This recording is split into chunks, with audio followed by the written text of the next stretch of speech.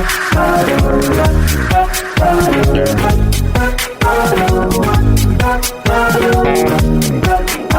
it's Carrie from Wrap Your Head Around Silks. This is the Expecting Aerials podcast, now with the Digitent Network. How's it going, guys? Thanks so much for tuning in. Before we get started, I am so excited to announce that I will be partnering with Sweet Retreats and host an intermediate aerial dance workshop intensive June 21st through the 28th of 2025.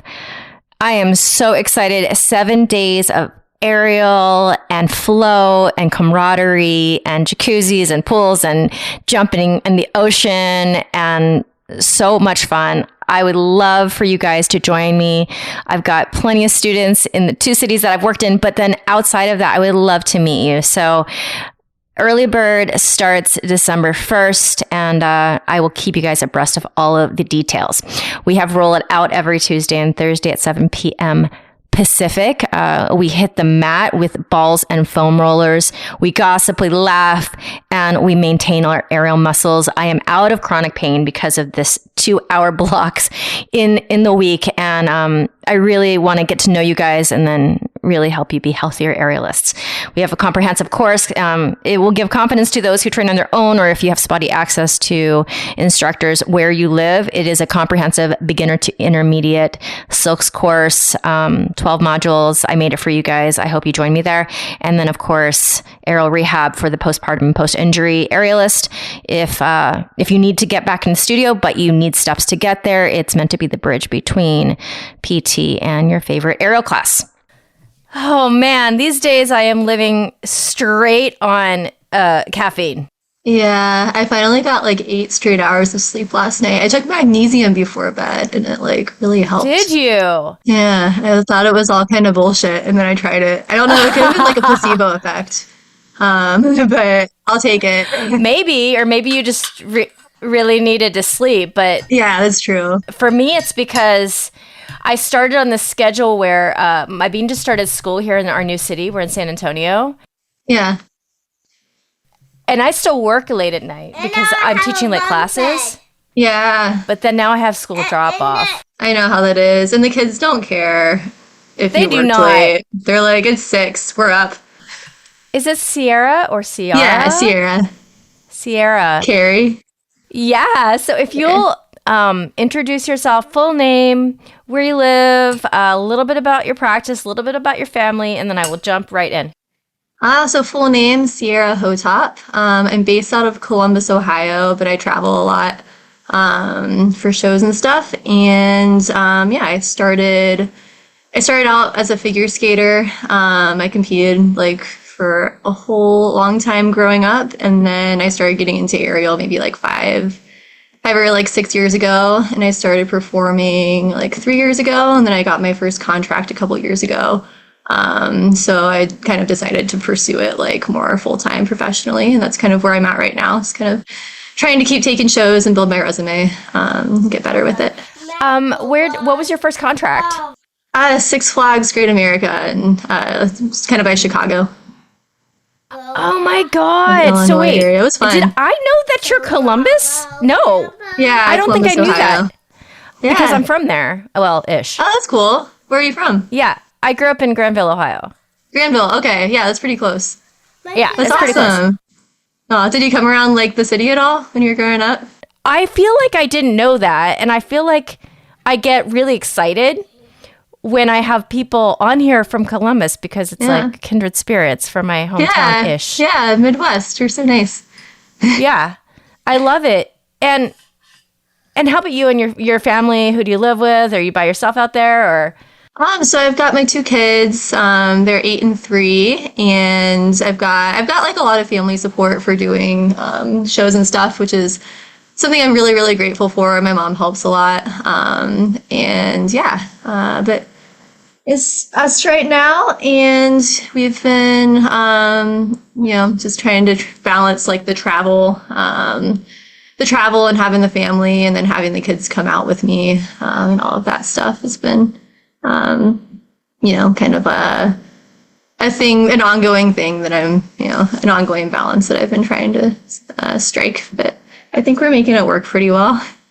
I feel like my listeners really resonate with this kind of idea of kind of starting your professional career already after you have kids, because I'm so different, because it's so different than what I did. I had almost my full career, and I'm still working, obviously, and I'm teaching. And now that she's a little older, I'm starting to be able to travel and teach a little bit. So it's a big deal, I think, to kind of be starting, because for me, starting the career, I had nothing between me and saying yes to a gig.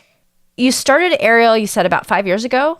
Yeah. And your kids are 3 and 8. Yeah, so it was kind of in between children. Yeah, can you talk about that? So you had your first, and then you decided to start, and then you got pregnant again. Can you go back to that time? Yeah. Let's see. So I had my first Micah. I was pretty young. I was still in school. So I had him right before I graduated, and I ended up kind of taking like an office job. And like working full time, and that kind of like tanked my mental health. Like I just am not born to be somebody who sits in an office. Like I realize now that I need a lot of physical activity to stay sane. And I always had that growing up.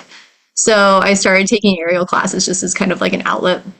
And I just like picked up on it really fast, just the movement background that I had.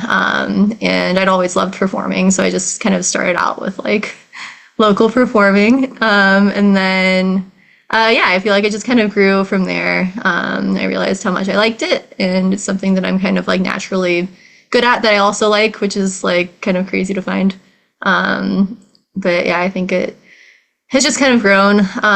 But obviously, like, I'm not going to be somebody who can take a contract that's like a year long. Most of the things that I take right now are like theme park shows, because they're all seasonal. I can kind of work on the weekends and then travel back and forth. So they're a little bit more doable, like for me with the kids. And then the kids could still have the stability of like going to the same school every day and not having to like be on the road with me all the time. And they can come explore theme parks on the weekends too. It's great. They love that. Okay, so for the one that you just did, basically you drove. Yeah, that was in 2022. It was their like Halloween season, so I did that. Yeah, for like the Halloween season at Six Flags, and then now the ones that I'm doing are actually at Kings Island. Have you been there? Oh my God, I grew up like waiting to go to Kings Island every year. Yeah. 100%. Oh, that's awesome. Yeah. Yeah. So they had summer shows and then Halloween shows. So that drive isn't as bad. It's like an hour 15 from my house. So I do that on the weekends now. Oh my God, that's awesome. And then, so you had your second after you started air practice. Was that a surprise blessing, or was that planned? The second, was like planned-ish, wasn't like, we weren't like upset, Right. Right. Yeah. The first was a happy surprise. Yeah. I just played with her for like an hour and a half as well. So if you're out there wondering if playing helps your kid want to play less, the answer is no. I want to play more. Yeah, they want to play more. So, Cyara, so how old are you right now? Early 30s. 32. I have to, it's like the age where you kind of have to do some math. Like, what year was I born and what year is it now? I'm just thinking about your situation and how frustrated, and it's not even the word's not frustrated. I just did it so differently. I was like, I am 100% focused on myself for however many years, and then rolled the dice on being able to have kids. Now, yeah. I'm meeting a lot of aerialists who are Gen Z, who are, and you might actually be a young millennial, I'm not sure. Yeah. Who aren't wanting to do that. They want it all, and they're going to do it right now because it's when their bodies want to have kids. So what is it like emotionally to do all of it at the same time? I think there are a lot of downsides to having, because my first, obviously, I was in school. It was not planned at all. Like, so I think that's a huge downside. Like, I wasn't like financially stable or anything like that. Like, it was not, I ended up working out well, and he's an incredibly like talented and gifted and sweet and wonderful kid, and I'm like, so happy to have him in my life. But like, I think like if I could have this exact same child, but have waited like 5 years to give him and like, myself more stability first, that would have been great. But life happens sometimes.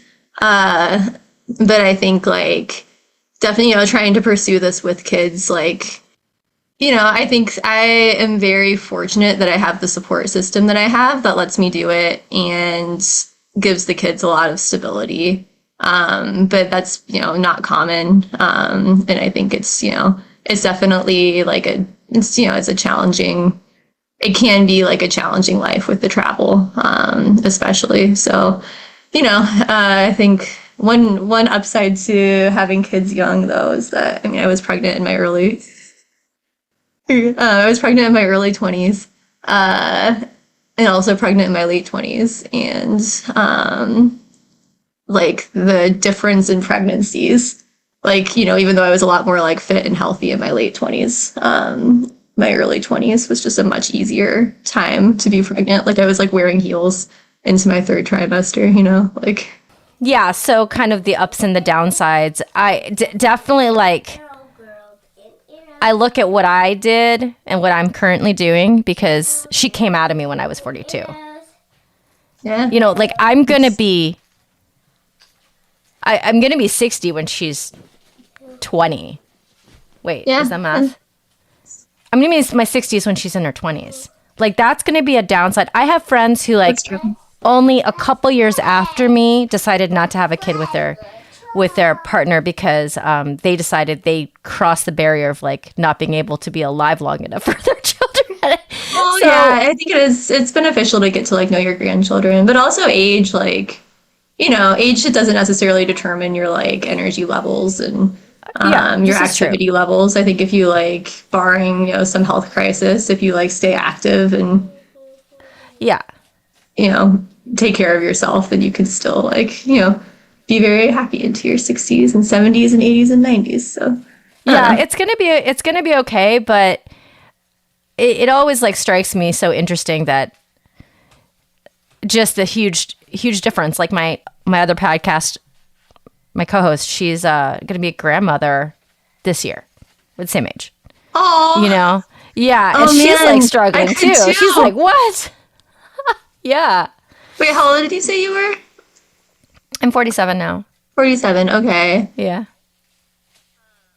Oh yeah, you're definitely gonna potentially be a granny. Yeah, I hopefully not. I'm with my 8-year-old. Yeah. Yeah, potentially. So, I mean, depending on how early. Yeah, I know. Yeah, I hope he waits a little longer than in the early 20s. But it's always so interesting to me because the idea of opportunity cost, which is basically like opportunity cost is like you're doing track A. Yeah. And what does it cost you to not do all the other things that you want to do in your life? And I always think about that because I even think about that in terms of not just having kids, but of choosing the career that I chose. Yeah. This is interesting because I never thought I would think about this, but I was just so dead set on my artistic career when I was in my 20s, and that's what I did. I did it all the way up until now. And now my sister's the CEO of a company. Yeah. My friends who did not go into arts, they are. I know. It's so funny because sometimes people come on here and they're like, oh, I have an interview. And I just talk about myself the entire time. So we're going to. Yeah, I like this. This is good. Is it good too? It's a conversation more than an interview, I should say. But yeah. I have jealousy of my other paths that I might have taken in my life, regardless of kids. So I do that to myself. I mean, I feel like the artistic path is such a dream path for us. Yeah. Is it for you? Is it like, this is the only thing I wanted to do? No, I went to law school and I'm like, oh, you did? Okay. That's so I'm licensed in the state of Ohio. I'm not practicing right now, obviously, but it's a backup. I can go back and practice. I think I want to just do this until my body just doesn't let me do it anymore. Who knows when that's going to be? It'd be Okay, nice to wait, produce one time. Sorry. back up. This is a lot of information. So Okay. you're in your early 30s. Somehow, when you said you finished school and you had your kid, did you talk about, was that high school or college? It was law school. So It was law school. Yeah, I graduated high school early, so I went to college early, you know? Okay. So I was 23 when I graduated from law school. So I had Micah like kind of like during finals in law school. Wow. Where did you go to law school? OSU. Oh, Moritz. OSU. Oh my God. I go back fly back in Columbus. Come back. Red and gray. All the way. I'm not a big football fan, but Me everybody either. in my town is. Everybody in my town is. So oh my God, this conversation is even deeper than I thought when it comes to all of this, because were you graduating from law school thinking that you wanted to become a litigator? Like, what was going on there? Really? Let's see. I think I went because I really wanted to like help people. I wanted to do immigration law or some sort of like public interest law going into it. I took some litigation like classes, and like halfway through I kind of like realized that like the traditional like law career wasn't going to be really for me. Like I think eventually I could get okay at getting up and like standing in front of, you know, a court and like litigating, but it's not something that I'm naturally good at. And it was something that even like doing like mock trials just like made me incredibly anxious. And there are other types of law that you can pursue that like estate planning might be something that I would like consider one day. But like ultimately it was something that I kind of realized halfway through wasn't something that I necessarily like traditionally wanted to pursue. Okay. I still graduated because it's a 3-year program. So I was like, well, I might as well just kind of like finish it out. But then I had Micah, you know, at the end of my 3rd year, and definitely like felt the need to like have that stability of, you know, having like a full-time job, being able to pay the bills. There's like a lot of pressure on like a new parent to do that, obviously, you know, there should be. So did you get a full-time job in a law firm? I passed the bar that summer, and then I ended up doing ultimately it's actually like document automation consulting like for other law firms. So we would like interview with the attorneys at the law firm. A lot of it was estate plans, and we would help them automate their like estate planning documents or like whatever, you know, types of documents they wanted to automate. So you would like answer a list of interview questions, and then it would like spit out the estate plan. I did that for like 3 years. And it was like, you know, it was very, it was stressful in a lot of ways. You had to meet like billable hours and stuff. But, you know, it was really nice to have that kind of like consistency. But it was also very just like the stress and everything was like very taxing to my mental health. And there wasn't obviously not a lot of room for like creativity. And eventually I think it just became like very stifling for me. But yeah. I don't know. So that's kind of, so yeah, I don't know. It's been like an interesting career path. No, I'm so fascinated. And does it at all stress you, bother you, on your mind, this thing that a lot of my friends who are in corporate America feel like having gaps in their resume? Is that in your mind or no? Kind of. But right now I also do like web designs and social media stuff, like kind of in between like contracts. So between the two, I still have a decent amount of stability. So there's not any time where I'm like completely incomeless, you know?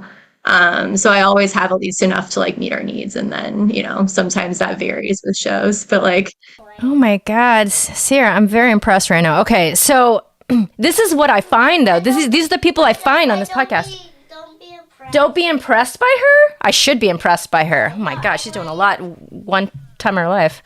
But yeah, so I think like I've definitely found a way to kind of game the system in that way, because I know a lot of performers, you know, obviously like if you're constantly like stressed out about when your next show is going to be. Yeah. That's just a really hard life to live, you know? So I think it's nice to be able to have the contract income kind of on top of like, you know, my regular income.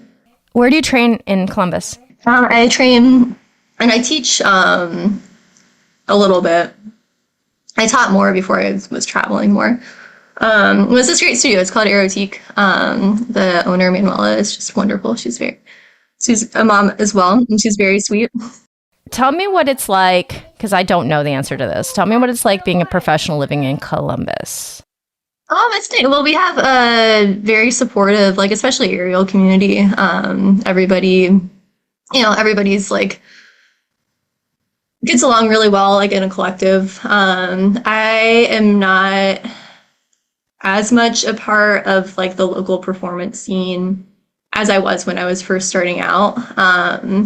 So I know that, sometimes I think that can get a little bit more competitive, just like any industry can get.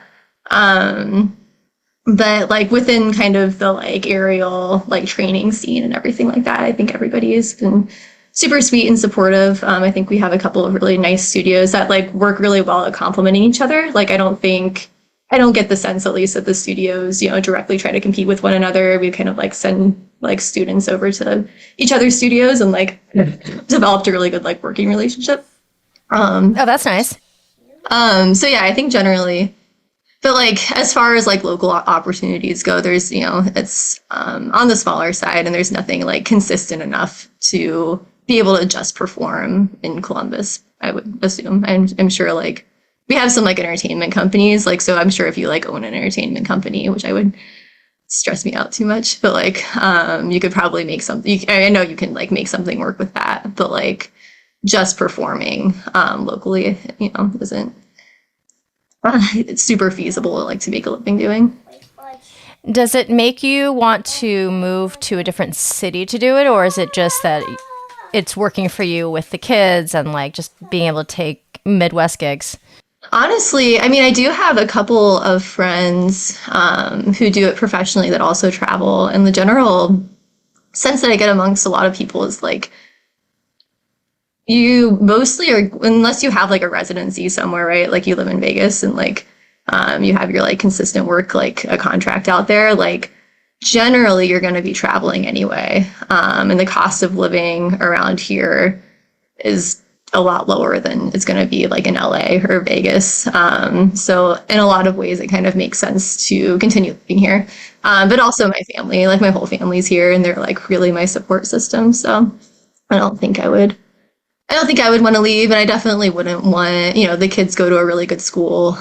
They have like a lot of stability in their lives. So I don't think I would want to like do anything to, I don't know. I wouldn't want to do anything that might like upset that in any way, Nowadays, it changed. Like you used to have to move if you wanted the opportunities, and now the internet being what it is, and your nice little visual resume on Instagram that the world can see, and then everybody's going to get a flight from somewhere, whether it be, the gigs are not necessarily in the big cities either. Yeah. A lot of times they're not. So, and then I have my friends who gig in Vegas and live in LA. I mean, like, they're still traveling, even though they live in one of those big cities. Yeah, it's kind of my thought. I think, like, but I'm sure there are exceptions, right? And I think there are definitely, like, having access to like a training center, like the Las Vegas Training Center, like consistently, like even that would make a huge difference. Like that's amazing. So there's definitely like, pros. There would be pros to living somewhere with more opportunity, but also, you could make it work, kind of like from wherever you are. And how often are you able to train with the schedule that you have with the kids? Almost daily.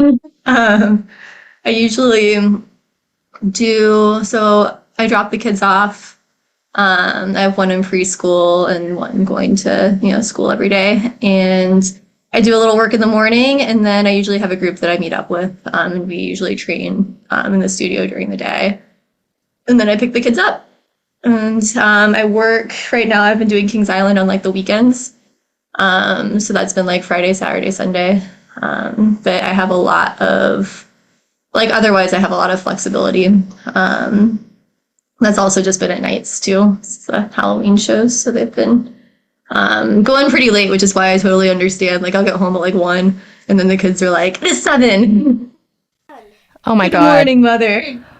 Well, I'm trying to figure out what to do because I technically can take a nap while she's doing her half day of what would be called kindergarten for her.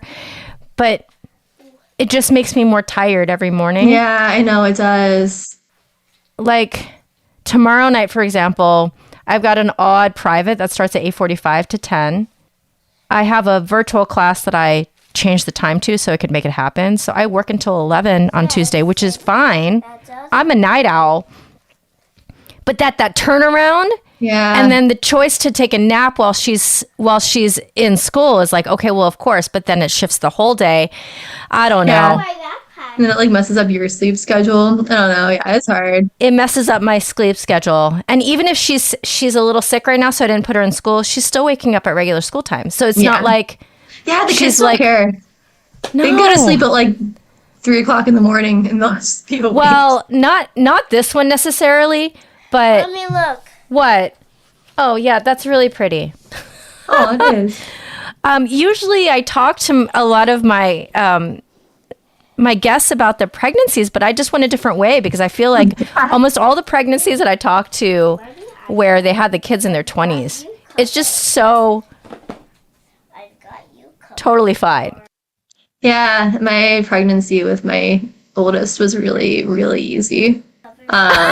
Like giving birth sucked, but like the actual pregnancy itself, I was just like, I was like looking, and I didn't even have my second, like, I was not an older mom, like by any stretch of the imagination. I was like 28 when I got pregnant. But even then I was looking back at like 22-year-old me, and I was just like, oh my God, like my stomach was just like so little when I was pregnant. Like I had one of those little like, oh, here's my bump at like 6 months, and it was just like this. Like a teeny tiny, like, that was not a bump, Cyara. Like you had abs. Like, bullshit. But yeah, I think like generally like it was, harder like pregnancy wise the later I ended up having him. But okay. I get really angry about being a woman sometimes. Like this whole bull about having period every month my entire life. Like when Serena Williams like announced that she was retiring from tennis so that she could have another kid. If she was a man, she wouldn't have to do that. Yeah, that's true. She would just keep on playing tennis and then have the kids. It's like, oh my God. She retired. Oh. Well, she said she was going to retire, and then a day later, she's like, "Well, that's what I said." That happens more often than not. I think, though, people are they have these like big ideas. They're like, "Yes, I'm going to have a child, and then motherhood is going to fulfill all of my needs, and I will no longer be pursuing my individual passion." Or they're like, "Oh, how am I going to do it?" Yeah, but I feel like dance was to me. I just felt like, oh man, it's so hard because all these things are better if you do it young. Does it give you as much like emotions and feelings as it does for me? Yeah, well, I think like physically, I think a lot of things, like doing a very physically intense job, like, in my 30s definitely feels different than I think it did in my 20s, but also like, I think there is a lot to be said. Like I'm much stronger now than I was ever when I was like figure skating growing up, and I did that for like 4 hours a day, like very intensely. But like I didn't truly like build muscle until I was like in my like later 20s. And now I'm like kind of the strongest like physically that I've ever been. But I think there's a lot to be said with like for like maturity in your movement. Like a lot of like the skaters or dancers or like, aerialists that I see, I think like as you mature, your movement like looks better. You've had more time to kind of like hone your movement style. And to an extent that's all performing is. Like I don't think it I think like being able to do really cool tricks that like definitely matters, but like I think your like movement style and the way that you can make things look, even if they're simple, like matters a whole lot more to like the general audience. So yeah, I think like there are definitely things that physically might be a little bit easier, but than like when you're a little younger. But I think that like as you get older, you just have different strengths. But I think a lot of those strengths can kind of like play a lot better with like what you want to do. But that might have been a little like off track of like a comment. I'm not sure. No, Cyara, you're convincing me to step off the ledge. That's what you're saying. Great. Yeah, you should. Yeah. There's pros and cons to everything, but I think a lot of like kind of like the artists that I like enjoy watching the most are like on the older side, just because they've had so much time to kind of like hone what they do. But it's definitely a question of like how long your body's like going to continue to let you doing it. I think of how much I have that opportunity cost feeling in my body, and I wonder about people like you are obviously so good at something else that's completely different. But I've been having that a lot in my life in the last 5 to 10 years where I kind of look back and I think of where I could have made decisions differently. But that's me, kind of getting close to 50 is so crazy for me to say that. And like looking back and like thinking, oh, how could I have done that differently? But I don't have the regret. It's not regret. Yeah. It's more, it's not. That's not the word, because I don't think I would have done it differently. I don't know. You want to give me some advice? Maybe take the lottery. But yeah, it's like the same thought of, I don't know, like, I don't think that there's probably not much point in like looking back and like trying to. I'm always like totally floored by the women that I interview, because so many of you guys just have it so together, not just from like a life perspective, but like emotionally. Yeah, that's what I'm getting from you right now. Yeah. Okay, what would be your advice to all those women out there who might be in your position at any point along the road? I guess like moms who are like trying to pursue like or any all of it, any of it. Oh man, I have a very, very specific and practical piece of advice. Oh, I just want to get out there because it's like saved my life. Well, not saved my life, but it's very okay. It's great. My last contract, I was in California, and it was like over the holidays. So obviously I wanted the kids out there with me, but like they did not put us, generally they don't put you up in somewhere that's like, you're like big enough to have like, multiple other people staying with you, especially like 2 small kids and like, a parent. But I found this website called trustedhousesitters.com. And basically this is not a plug or anything. This is like genuinely so awesome. But you pay like $200 a year, and they like show all of these like really nice places that you can stay, and they have like pets. So it's these families that need you to pet sit for them for like a few weeks while they go on vacation. And we ended up staying in this like beautiful house in California over the holidays, and taking care of their like 2 dogs. It was like an awesome experience. We stayed there for free. It was like fully decorated for Christmas. So yeah, if you're ever traveling, it was beautiful. It was gorgeous. They had 2 kids, so my kids just like slept in their kids' beds. Like it was like they fully decorated it for Christmas. We had our Christmas tree. We opened presents, and then we just all got to be in California for Christmas. So if you're traveling and you want to have your kids with you, probably like one of the best things I've done. So for my holiday contract this year, I'm going to do the same thing. I'll be in Virginia. But I already found a little place. 2 questions, 2 things to add to that. What was the contract that you did in LA? It was in the Bay Area. It was another. Oh, I'm sorry.